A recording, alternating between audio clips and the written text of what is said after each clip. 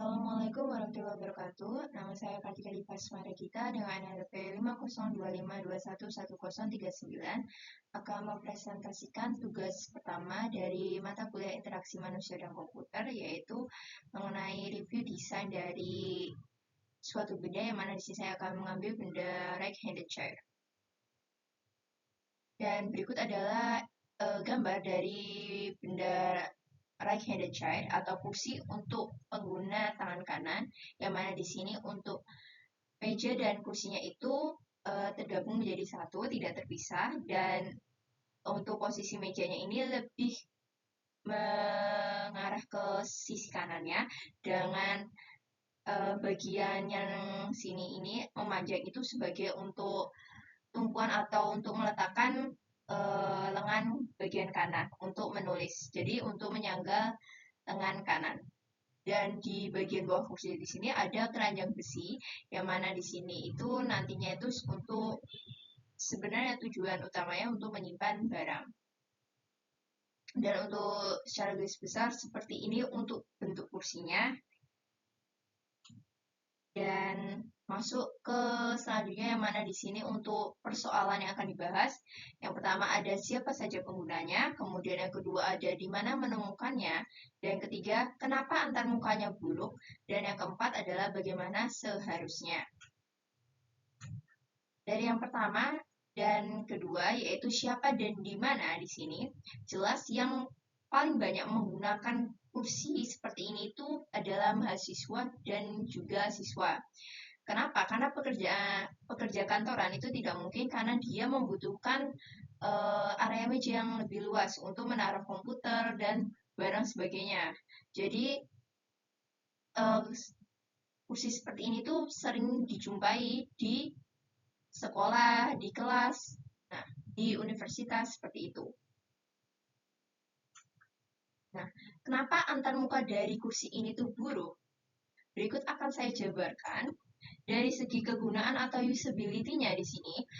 Sebelumnya saya akan menjelaskan dulu dari makna kegunaan atau usability. Di sini melibatkan aspek seperti kemudahan belajar, efisiensi penggunaan, kemudian serta tingkat kepuasan dan kesenangan pengguna saat berinteraksi.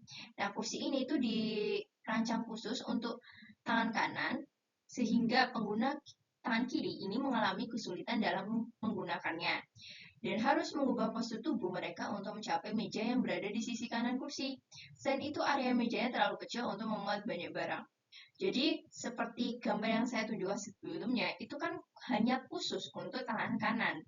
Sedangkan tangan kiri di sini tidak ada penyanggah untuk lengan tangan kirinya dalam menulis, sehingga pasti susah dan dia harus memposisikan tubuhnya sebagai agar dia bisa menulis dengan nyaman. Tapi bagaimanapun pasti tetap tidak nyaman menggunakan kursi seperti ini. Selain itu juga mejanya itu terlalu kecil, karena sebenarnya kursi lipat ini itu utamanya itu untuk dalam kapasitas yang besar. Jadi seperti mahasiswa itu kan banyak banget untuk kapasitas mahasiswa, tapi kelasnya itu kecil. Nah, jadinya pasti karena kelas kecil, itu kursinya itu pasti bentuknya kecil, otomatis mejanya juga bentuknya kecil. Nah, sedangkan mahasiswa itu sendiri pasti dia mengeluarkan barang itu nggak cuma buku, tapi dia pasti mengeluarkan laptop, kemudian buku, dan barang sebagaimana. Dan itu pasti sangat tidak nyaman. Kadang mejanya dipakai untuk laptop, kemudian untuk bukunya dia taruh di pangkuan kaki, sehingga dia menulis itu di pangkuan kaki, atau enggak bukunya itu ditaruh di atas laptopnya. Jadi laptopnya ditimpa buku seperti itu. Kemudian dari segi keterjangkauan dan affordance-nya di sini, dari pengertiannya dulu, yaitu kemampuan antarmuka untuk secara intuitif menunjukkan fungsionalitasnya kepada penggunaan. Nah, di sini kenapa tidak intuitif kursi ini? Karena rak besi pada bagian bawah kursi yang saya tunjukkan sebelumnya itu, masih banyak pengguna itu beranggapan kalau itu adalah tempat pijakan kaki. Padahal sebenarnya itu rak besinya itu sebagai tempat untuk meletakkan tas dan barang bawaan seperti buku dan sebagainya.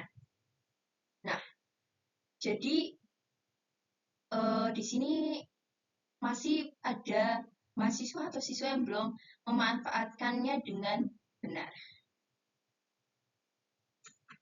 Nah, kemudian untuk soal selanjutnya, bagaimana seharusnya sih desain yang bagus untuk kursi ini tuh gimana?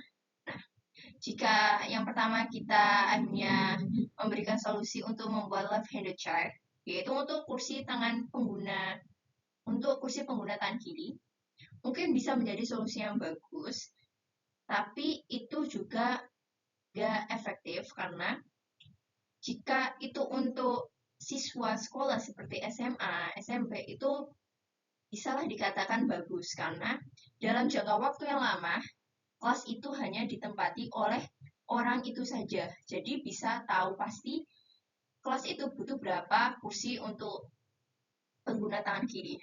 Nah, sedangkan untuk mahasiswa yang mana kelasnya itu dipakai untuk semuanya, jadi bermacam-macam grup, departemen, semuanya itu dia masuk ke kelas itu, kita jadi nggak bisa yakin berapa kursi yang dibutuhkan untuk pengguna tangan kiri karena kita nggak tahu kan ada berapa gitu. Jadi sebenarnya bisa efektif tapi mayoritas nggak efektif. Kenapa? Karena kursi yang seperti ini tuh lebih banyak untuk mahasiswa daripada siswa SMA SMP gitu. Karena sebagai tujuan awal dari kursi lipat ini itu karena ruangan yang sempit tapi butuh kapasitas yang besar. Otomatis itu lebih ke mahasiswa. Dan jika kita memberikan solusi rak besinya itu ditaruh di bawah meja, itu juga mungkin bisa bagus solusinya. Tapi kalau dilihat lagi dari bentuk desainnya, jika kita taruh di bawah meja, itu otomatis dia akan memberikan beban lebih banyak di bawah mejanya. Kalau beban di bawah mejanya lebih berat, itu yang ada nggak seimbang malah jatuh ke depan gitu. Tapi kalau di bawah kursi juga itu dekat dengan kaki juga nggak masuk akal, nggak bagus. Jadi untuk rak besinya ini bisa dipikir ulang.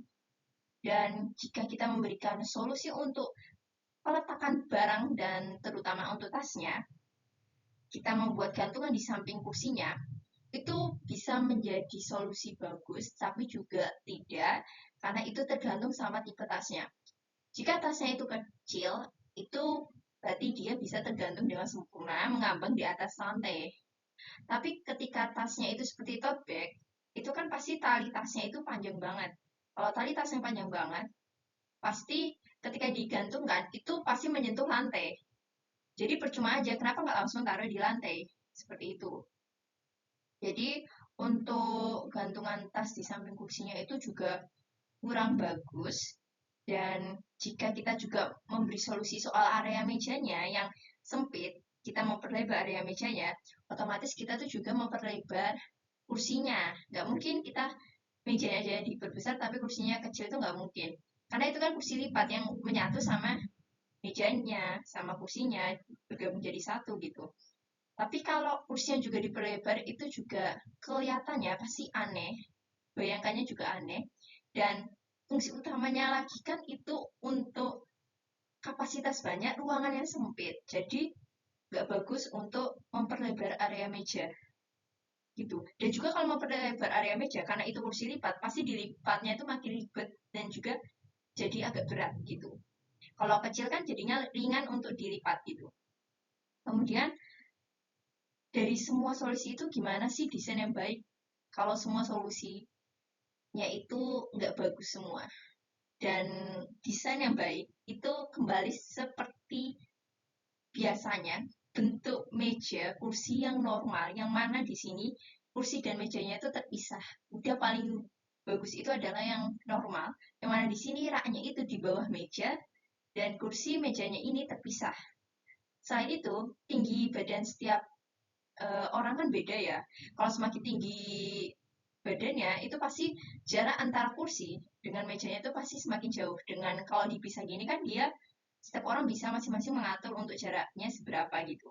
Jadi lebih bagus itu seperti ini untuk desainnya. Selain itu bisa dilihat juga di Tower Science. Di Tower Science itu model Untuk bangkunya seperti ini mejanya, dan di bagian sisi mejanya itu ada gantungan untuk tasnya, dan itu bagus. Kenapa? Karena di sini, karena terpisah meja dengan kursi, dengan mejanya lebih tinggi, otomatis ketika gantungannya itu di mejanya, pasti tasnya itu akan menggantung di atas lantai, tidak menyentuh lantai. Sedangkan di kursi sebelumnya, itu mejanya itu rendah, rendah.